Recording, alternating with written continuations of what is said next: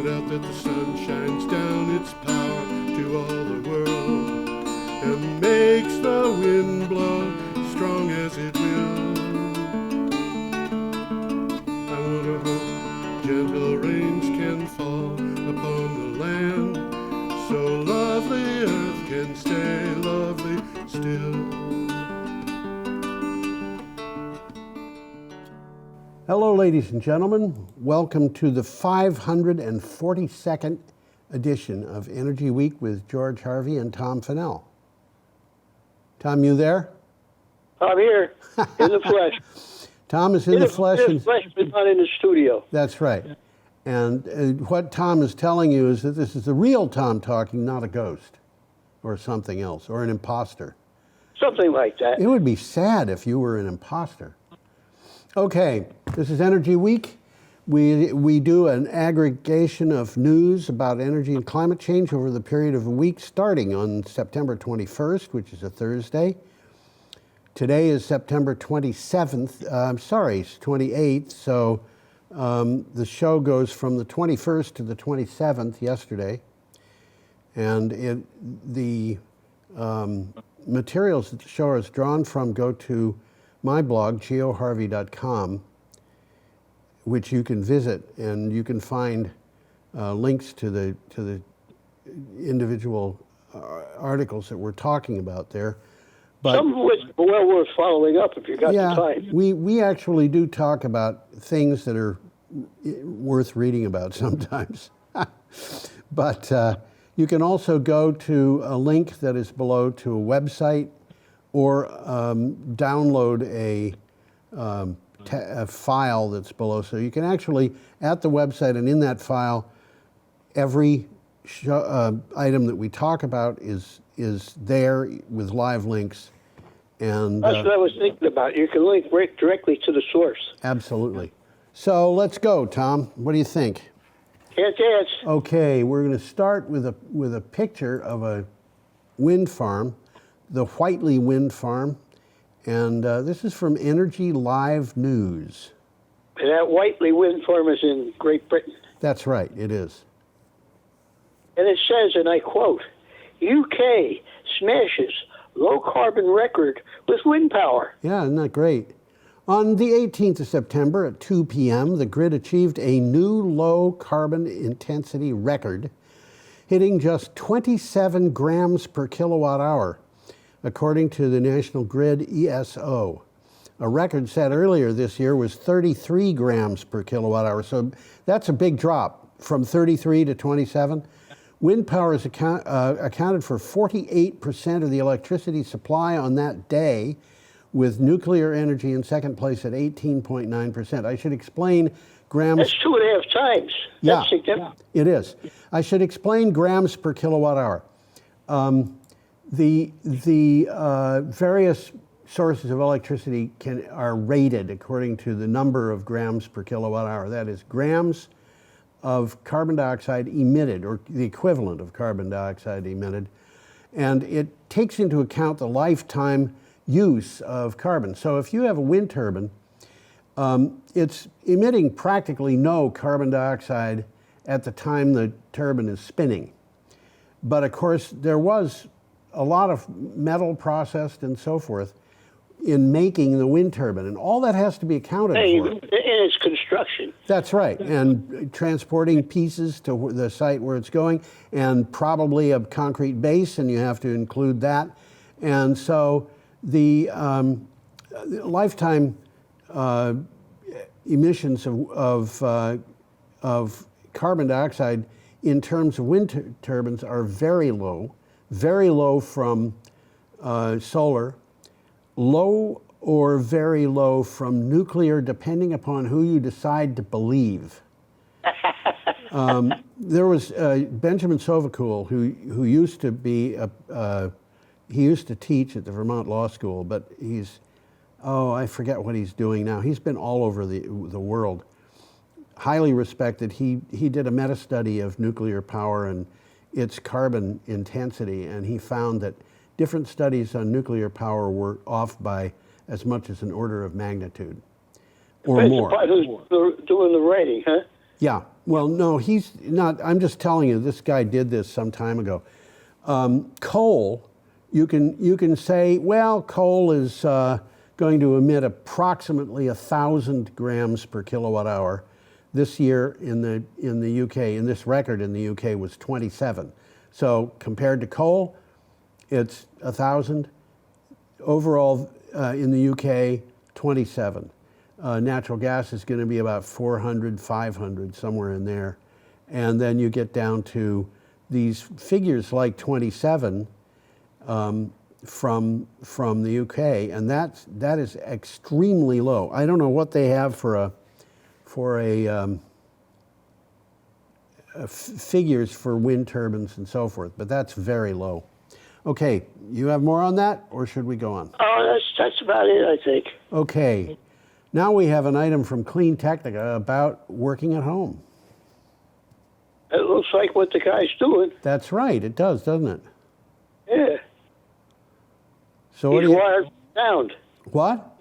He's wired for sound. Yeah. What do you have for title?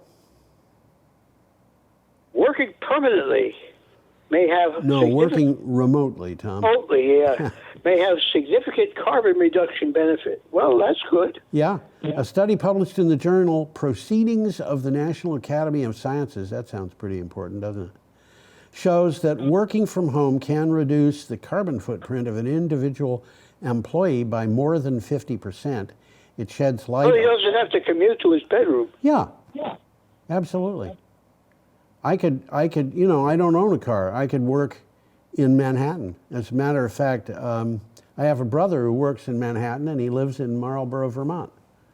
What do you think of that? And he used to go down and stay down there for 3 days and then come back and spend, time. Actually, I guess he'd be there for 4 days and he'd come back for 3. But now he doesn't go down at all. And he works for a bank. So, Okay. That's... I'm okay with that. Yeah, and this goes on. This study sheds light on factors that influence environmental effects of different work models. So they're looking into it, finding out what to do. In the article, it says that working at home can reduce the carbon footprint of the individual. Yeah. More than 50%. Yeah. That's significant. It is. Actually, honestly, Tom, I think it could probably reduce it more than that. Yeah. But, well, it says by more than 50%. Yeah, okay. All right, good enough. Okay, our next item is from CNN. We have a got picture a picture of Ron DeSantis. Yeah. Dun-dun-dun. Okay, he looks very pleased there, but I have a feeling that he's not very pleased, really. What do you have for title? This is from CNN. DeSantis unveils energy agenda from Texas oil country. Yeah, well, he's trying to get somebody's vote, and he doesn't realize that the group that he's courting is a good deal smaller than everybody else. Flanked by 2 oil rigs in West Texas, Florida Governor Ron DeSantis shared his vision for America's energy sector with an emphasis on ending efforts to fight climate change. He wants to green... efforts to fight climate change. Where's he coming from? He's coming from, his governor's mansion in Florida. I mean, Florida, of all places, you'd think that he'd be tuned into climate change, but somehow he's not.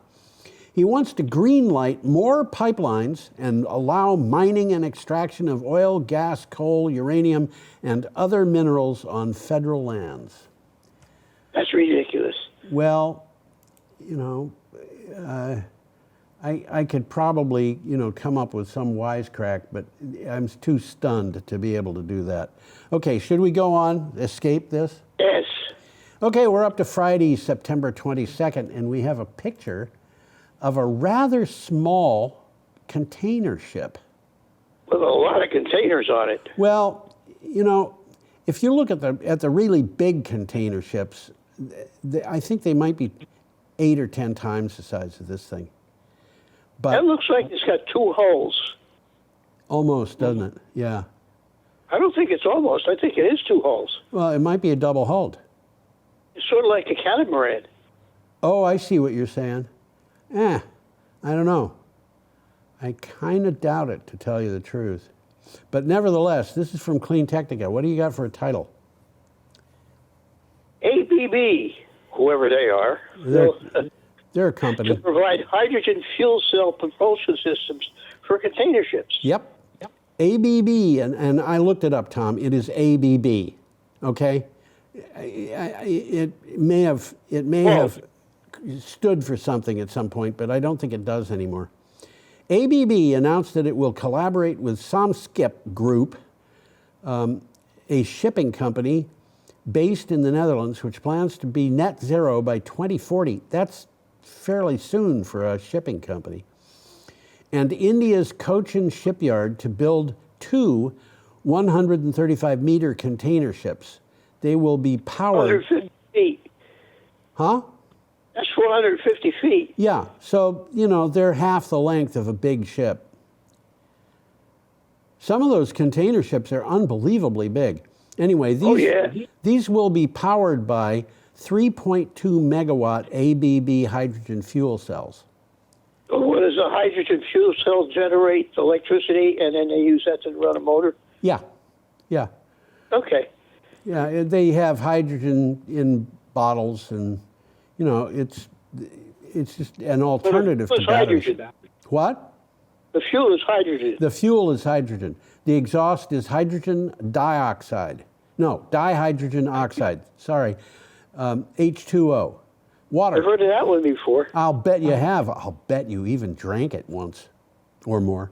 Okay. More than once, I would say. More than once, I would say. Okay, our next item is from Clean Technica, and that picture is a picture of an offshore. It's an underwater drone. It's basically an. Looks like a torpedo. It looks like a torpedo, but I think it's more like an automated submarine. And I think it is too. I mean, this thing is mapping the ocean floor where it's very deep. Yeah. It's hard to get people down there. Yeah. So what do you have for a title? What's that? Sometimes the people don't come back. Well, yeah, when you go down as deep as this thing's going to be going, things get difficult, and they have problems with having submersibles that can actually move at any kind of speed. Anyway, what do you have for a title? Ocean Infinity is going to use underwater drones to help build offshore wind. Right. On land, surveyors can walk around a site and fly over it and get all the information they need for construction. The deep waters off the Pacific coast, remember, these are steep waters, so they get very deep, very close to the coast. They require new methods. Ocean Infinity will conduct an extensive site survey for one new offshore site. And that's the guy that's going to do the work. So The Ocean Infinity is the... Yep. Yep. Okay, our next item has wind turbines, and yes, I am sure that's what they are, Tom. Looks like wind turbines to me. Yeah, I'm glad it does.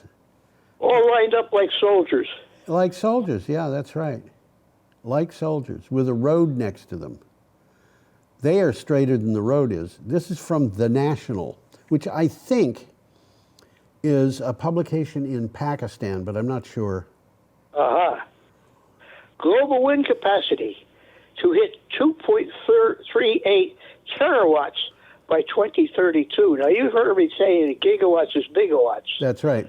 A terawatt is 1,000 gigawatts. So this is 2.38 thousand bigawatts. That's a lot of wind power. Well, Yeah. it's global wind power. It's global, so Yeah. it should be a large number. Right. Okay, wind turbine power capacity is expected to grow 10.1% annually. That's pretty fast growth.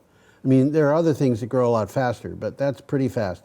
To hit 2.38 terawatts globally by 2032, driven by increased activity in Western markets and Africa. This long-term growth is installed capacity in wind power will take place despite short-term challenges, according to Wood Mackenzie. So Interesting. yeah. Should we go on? We're up to September Saturday, September 23rd, and we have a picture of a battery storage system. Yeah, you can see the solar panels in the back and Yep. the storage in the front. Yep. This is from U.S. energy storage deployments to exceed 10 gigawatts this year. Now, what's a gigawatt? I forgot. A gigawatt. Okay, this is from PV Magazine USA. I think of a gigawatt as being pretty close to the capacity of a single large nuclear power plant. And so this would be the... That's about right. Yeah, this would be the equivalent of 10 nuclear power plants going in. It looks like a lot of solar in the back. It does, but you know, the problem is when you're dealing with a gigawatt of solar power or a gigawatt of wind power, they don't often operate at full capacity. So they have a capacity factor that is fairly low compared to nuclear. Let me read the synopsis. Energy storage, both at home and on grid scale, is scaling up. A report from Interact Analysis shows that the United States is expected to reach 49.5 gigawatts of installed and operational wind storage energy storage capacity. Over 10... Why don't they just be 50 gigawatts? Yeah, why don't they? Over 10 gigawatts is expected to be added to the cumulative total in 2023 alone. And That's significant. it is, but you know, that I think is going to grow. Oh, it is. It's absolutely. Yeah, and we're going to have we're going to have a lot of storage capacity. I want to mention one other thing too. The electricity that comes from these batteries that are being installed, the batteries that back up wind power and solar power, that is better electricity than what comes from a nuclear plant or a coal plant or a wind How do you mean plant. better? Yeah, it follows better? follows demand very precisely and instantaneously. That's better. It's better. With baseload power, it can take 5 minutes, it can take 15 minutes, it can take an hour to get the grid adjusted to be matching demand. And This happens immediately. yeah, and the demand is going up and down constantly. So you know, the trick to operating a grid, one of the big tricks, maybe the biggest trick, is matching supply and demand. Yep, absolutely. And with a battery, you can do it in less time than it takes to go through one cycle of the AC cycle. So it'll, you know, Less than one cycle? less than one cycle. Yeah, That's a 60th of a second. that's right. And they can do it in a millisecond, which is a thousandth of a second. Wow. Yeah, and that's because, you know, these are new equipment. This is like, what we're doing here is we're comparing solar and batteries, or wind and batteries, or whatever, with baseload power and the various systems that are used to match that to demand. And that's kind of like comparing computers like we have today with mechanical calculators and slide rules. Adding machines. It's like, it's an entirely different world. Yeah, And, absolutely. you know, there are some kinks in getting this all going exactly the way that they want. But that said, in the end of the day, we're going to have a more reliable, more resilient grid because of the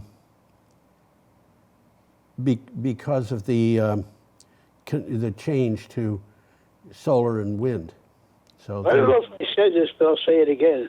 Over 10 gigawatts is expected to be added to the cumulative total Yeah. in 2023 alone. Huh. Okay. Our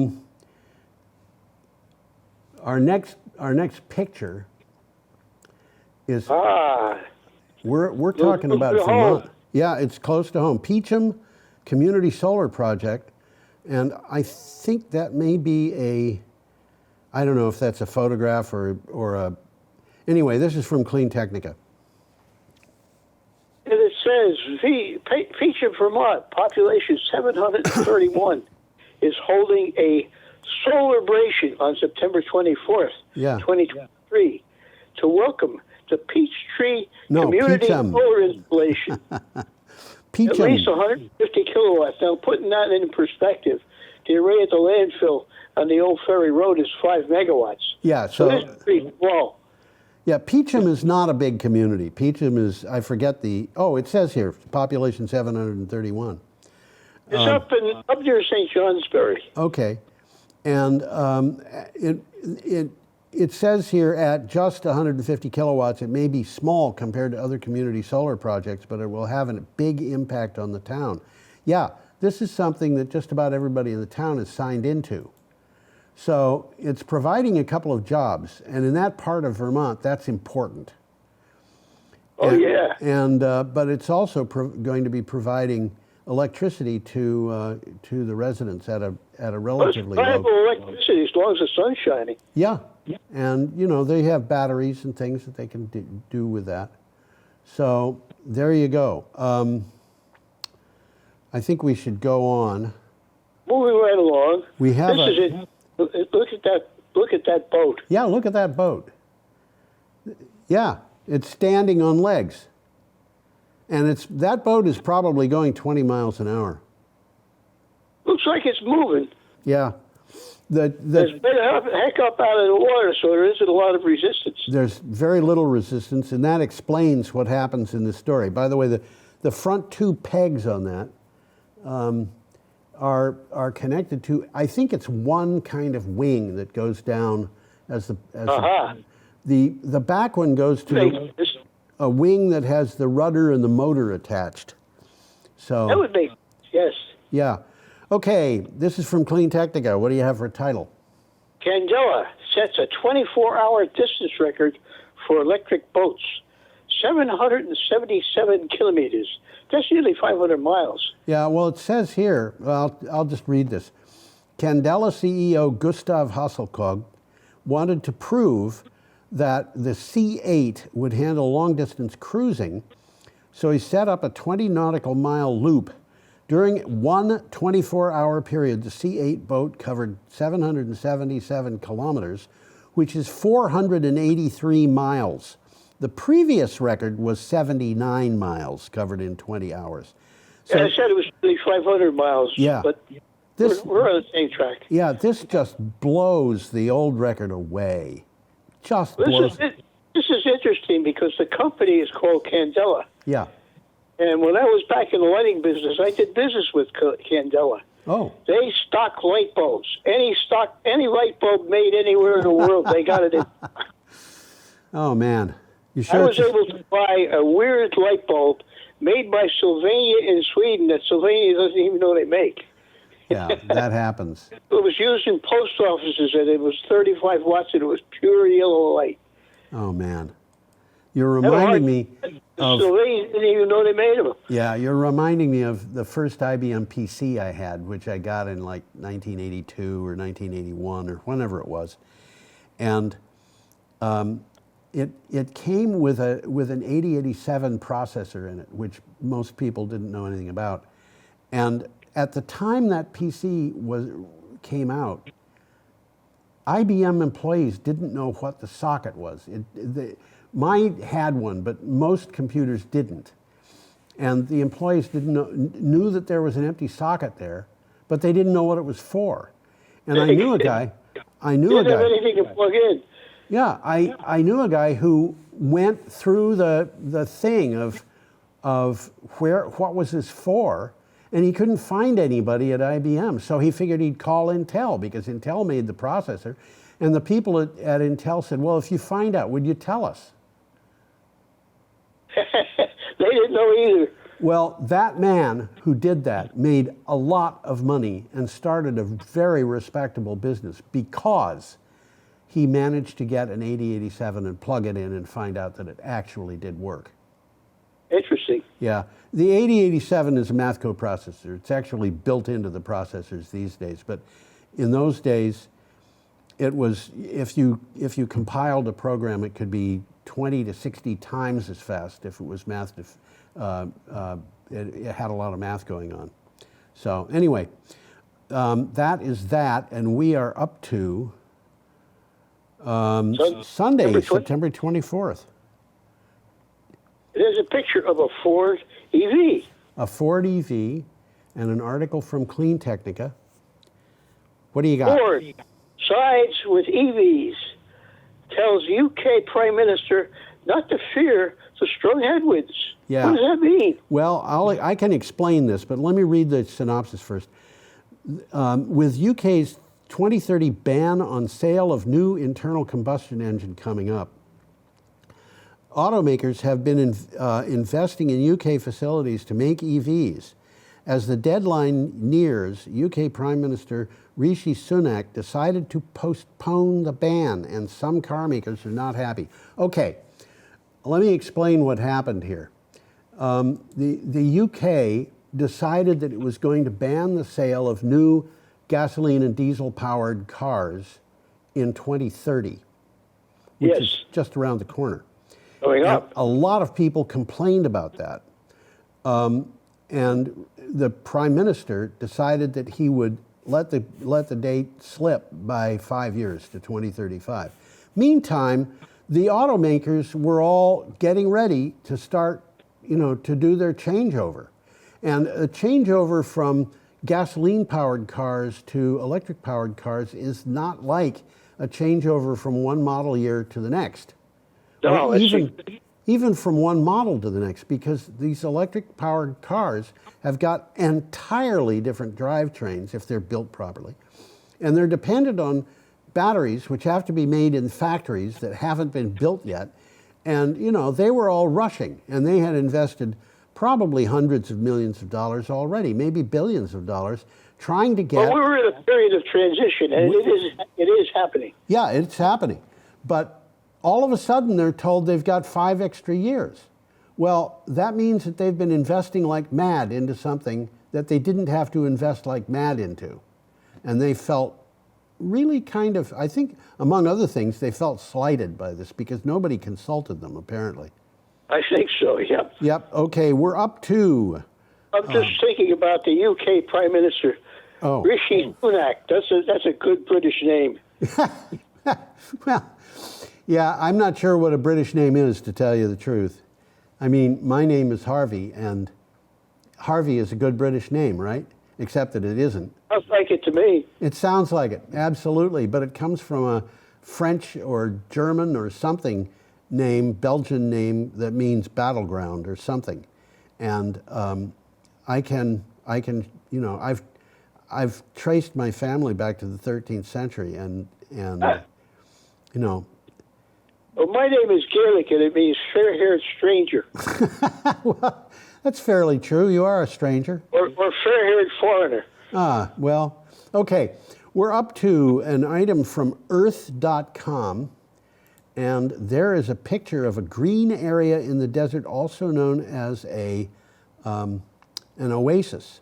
I was just going to say, it's an oasis, yes. Yeah, I noticed that in the very near foreground of this is a highway. Oh, yes, you can see that, yep. But nevertheless, what do you got for a title? Deserts as carbon sinks?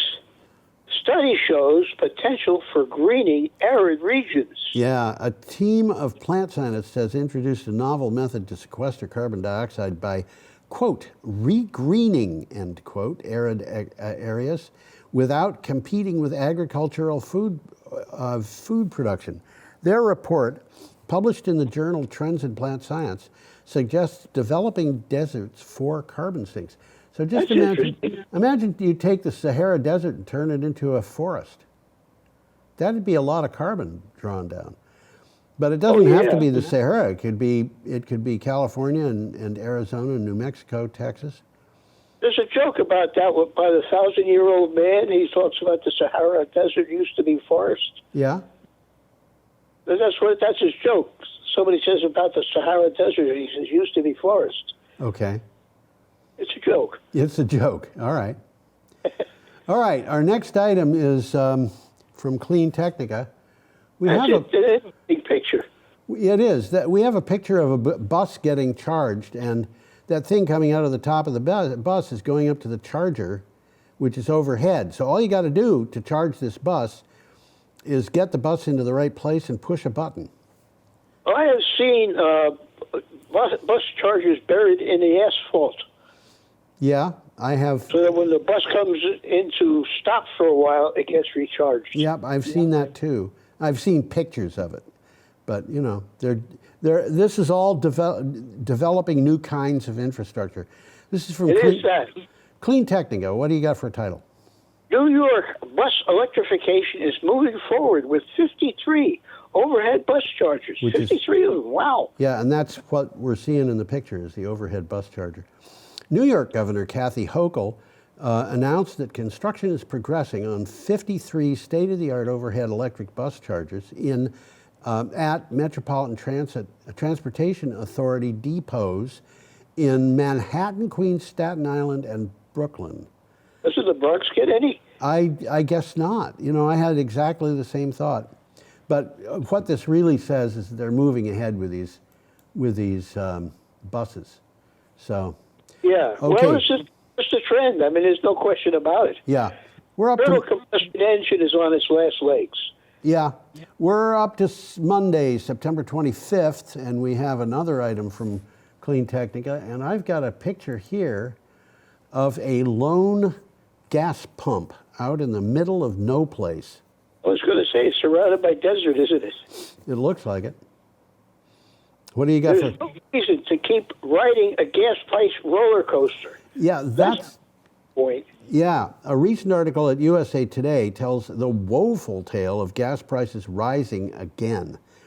This year has been a tough one for people at gas pumps. We could say, I told you so, but instead, let's look at how bad it is and what's behind the rising gas prices, and then look at some ideas to save gas. Well, of course, the easiest idea to save gas is don't burn it. Bingo. Yeah. Don't go anywhere. Yeah, but you know, there was an article that appeared today. We will talk about it. I guess we won't talk about it next week. We'll kind of talk about it connected to another article that we will feature next week. But the coal sales have gone up. Why have coal sales gone up?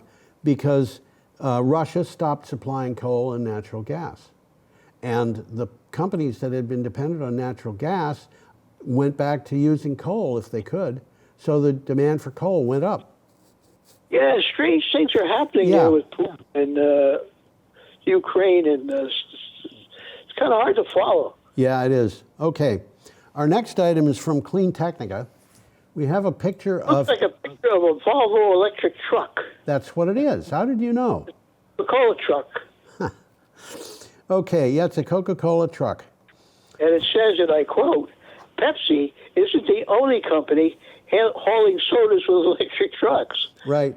In some ways, electric trucks form a corner of the EV industry where it's possible to be ahead of Tesla. Not only can other truck makers do this, but a recent partnership between Volvo and Coca-Cola Canada shows that there's competition among soda brands also.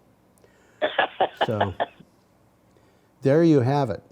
There you go. There you go. Okay, we are at, where are we? Oh, goodness. ABC News. We've got a picture. This is a picture of Lahaina. And, of course, we've been this is pretty grim. It's very grim. Lahaina had a huge fire. Yeah, that building in this picture is the old courthouse, which dates back to the 19th century. Lahaina... It was wood or something like that. It's not wood. It's made of stone and yeah. Lahaina was at one time the capital of Hawaii. And yeah, that was not at any time that it was a U.S. territory. It was in Maui. That's right. And Lahaina was the original capital of the Hawaiian kingdom, and it was the place where the original Constitution of Hawaii was signed. But were they called Sandwich Islands then? I don't know. I don't know. I think they were called Sandwich Islands, but by that time they may have they may have started calling it Hawaii. I have always enjoyed looking at very old geography books with maps and old atlases and things like that. And I think I've got a geography book that calls them the Sandwich Islands and shows Texas as an independent republic. But which I think is very cool. But this is from ABC News, and why don't you read the title? Residents prepare to return to sites of homes demolished in a Lahaina wildfire. Yeah. Authorities will begin allowing the first residents and property owners to return to their properties in Lahaina's fire zone, for the first time since it burned down nearly 7 weeks ago on August 8th by the deadliest U.S. wildfire in more than a century. And, you know, it's kind of heartbreaking to see this because it really is. The article had pictures of people at their homes. I should say at the place where the home had once been. There used to be a home, yeah. Yeah, and there's just nothing there. In one case, I think there was somebody who had they were at what had been a home, and the only thing that was really there was the kitchen stove, which had... I'm looking at that picture, and it looks like a burned-out palm tree. This picture, the one of the burned-out house. That's the courthouse. That's the old courthouse. Yes, but I mean, right next to it looks like a burned-out palm tree. It's a burned-out palm tree, and we're looking at the back of the courthouse here, and across the street there used to be buildings. There's nothing. Off to the left of this picture and behind it was the Lahaina banyan tree, which is the largest and oldest banyan tree in the United States, and that banyan tree covered 2/3 of an acre. I think we talked about that. We did. And banyan trees put out big horizontal limbs, and from those limbs, other limbs drop, which go down, and they root to the ground and create new trunks. And this banyan tree, depending upon how you counted them, had anywhere from 16 to 25 trunks. There is some hope that banyan and it's one tree. That's one tree. And that banyan tree, there is some hope that it will survive. But obviously the courthouse did not survive. That was a historically important building. So anyway, we're up to Tuesday, September 26th, and we have a picture of a man installing a solar panel. Looks like it's easy. Well, to him it's easy. You know, yeah. For me, getting up on a roof like that, not easy. Okay, this is from The Guardian.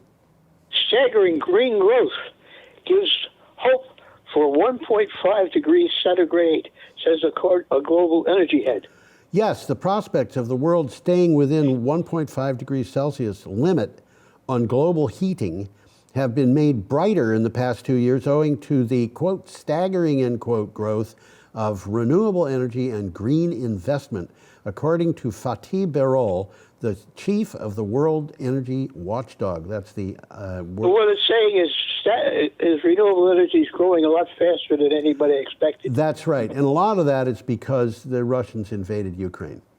Yes, true. And people had a political reason or a reason connected with wars and diplomacy to get to renewable energy immediately so they're not dependent on Russian gas. So, you know, that's important. Okay, our next one is from Clean Technica, and we have a picture here of retired oil rigs. This is interesting because I couldn't see the picture that came with the article very well. Yeah. So I looked it up, and I got the same picture in black and white, and it's so much easier to see. Oh. It's a bunch of these things stacked in the ocean, just sitting there. Yeah. And this is in I forget, this is in one of those inlets that they call firths, like the Firth of Forth and the Yeah, it's one of those places. Yep, one of those exactly. places, and it's they're in a firth in Scotland, and I forget which one it is. As I said, this is from Clean Technica. They're just sitting there. Yeah, they're just sitting there. Yeah. What do you got for a title? EU's guidance for carbon price through 2059. Is it 50. 2050. 2050 is staggering. Yep. Pricing carbon aggressively is a conservative, market-oriented fiscal policy that puts costs on negative externalities following in the well-precedented paths of pricing tobacco and alcohol. The U.S. and Canada aren't pricing carbon highly enough. Europe is doing it best. Now, the externalities of these things, you know, if you burn a gallon of gasoline, you're burning, you know, $4 maybe worth of gasoline, but the damage that you're doing is going to be more like $5. So the cost of the gasoline is $4 plus $5. You don't pay the $5. That is paid by society at large, and it comes in, society pays that. Yeah, and it comes in various ways, but one of the big ones is increased healthcare costs. And that's paid for. Absolutely. Yeah, paid you for. Don't look at that. Yeah, paid for by everybody, because that comes out of insurance. And if people have emphysema or pneumonia or lung cancer because of particulates, or liver cancer, or, you know, you can go down a great long list of things that happen because we're burning fossil fuels. In Vermont, people come to Vermont because of the fresh air. But air pollution in Vermont kills something like 250 to 300 people a year, according to different studies. Yeah. And that means almost one person a day dies in Vermont. And you put that up over a 20-year period, and a person who's lived in Vermont for 20 years probably knows people or knew people who died. And that doesn't count what's happened to people who get sick but don't die. And the cost in Vermont, I have seen estimated at about $1,000 per person per year. And Vermont is considered to have clean air. Clean air compared to some states, yeah. Yeah. Okay, for sure. we should go on. Sorry about that. This was an interesting picture, and it didn't come with the article. I went and found it. But the article is, huh? It's a good picture. Yeah, the article comes from The Verge. And it says, techno fixes to climate change aren't living up to the hype. Yeah. The International Energy Agency updated its roadmap for the energy sector to reach net zero greenhouse gas emissions by 2050. It doubles down on a need to switch to renewable energy swiftly while minimizing the use of technologies that are still unproven, such as carbon capture and hydrogen fuels. I want to mention two technologies that are unproven that they don't mention here. One of them is small modular reactors. Yeah, they've got lots of designs. We're going to hear about them, but I doubt we're ever going to see them. I have a feeling we're going to see some, but not very many, because not very many. They're so expensive compared to solar and wind and battery backup that. Well, that's the problem. These alternative ways of doing it are expensive. Yeah, they're expensive, and the same thing is true of, especially true in spades. It's true of fission reactions, because, you know, we're like 10 years from having a fission reactor that works, they say. Well, 70 years ago, they were saying that we're 30 years. So if we're gonna figure that their calculations are as good now as they were then, the first of these reactors might be put together sometime around, what, 2060? But we need to get everything done very quickly. And putting money into fission reactors is not going to help that, because they may have huge amounts of potential, but they have never worked. And well, they're very expensive to begin with, and they're getting more expensive every day. Well, you know, there's another thing too, Tom, and that is with fission reactors, people say, well, they're powered by water. For all intents and purposes, our supply of fuel is infinite. Well, I've got news for you. They're not powered by water. You cannot take water out of the sea and purify it to any extent. What you might want, you can't use distilled water, spring water, you name it water. It doesn't. How to use heavy water? You have to use a combination of heavy water and tritium oxide. It's got to be deuterium oxide, which is heavy water, and tritium oxide. Okay. Deuterium can be got from ordinary water. You can buy it. It costs like $3,000 a liter or something. Tritium can only be up about 3 or 4 liters. I'm thirsty. Yeah, right. I got news for you. Tritium, if you try living on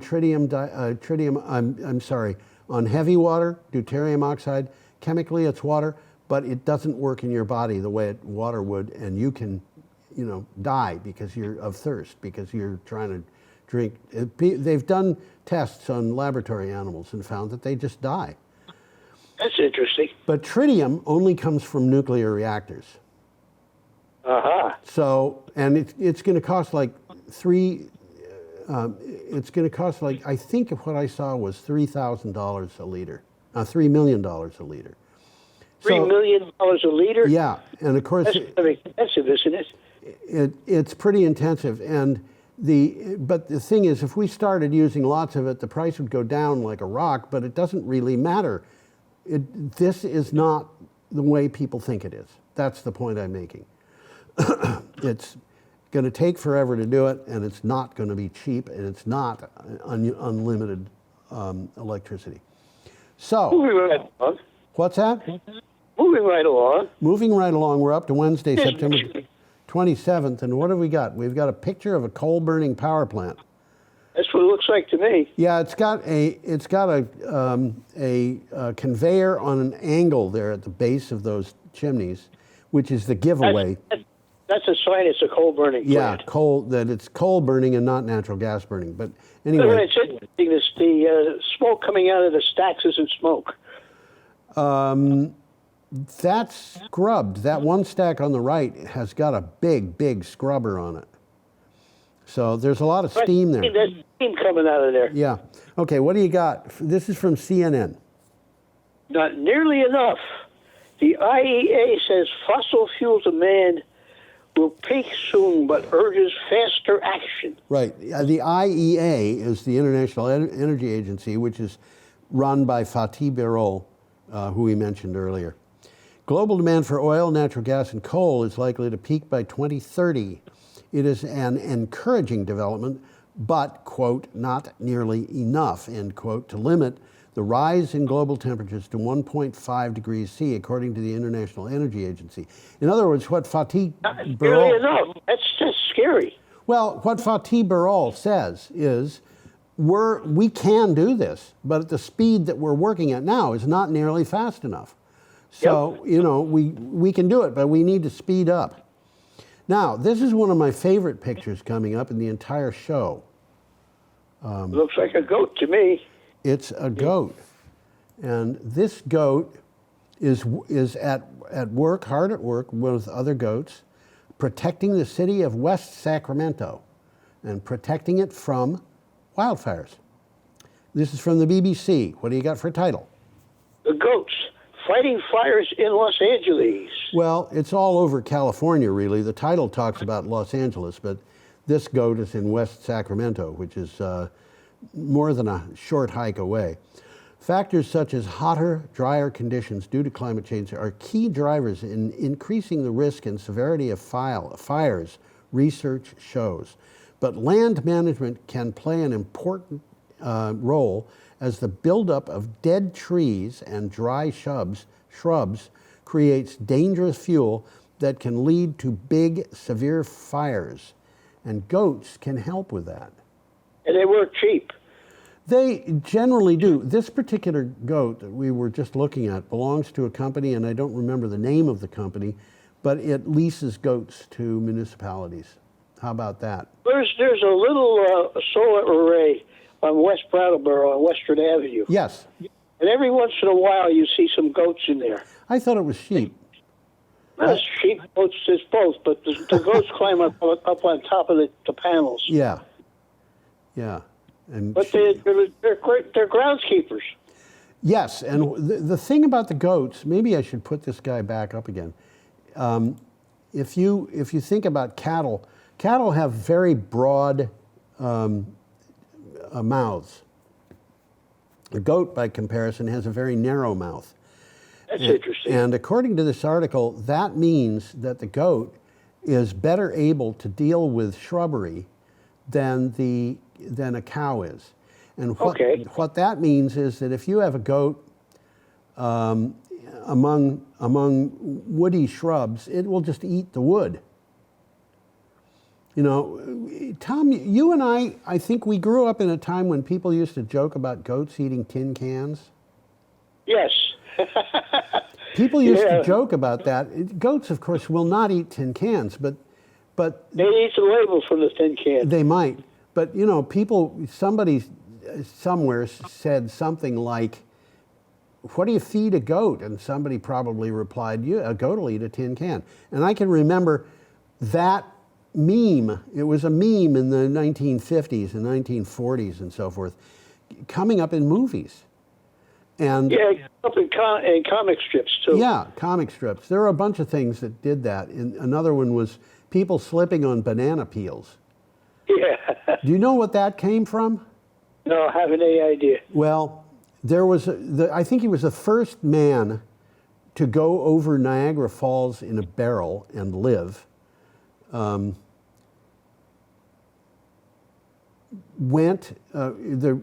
report came in that he had died, and the cause of death was that he fell while walking down the front steps of a library in New Zealand.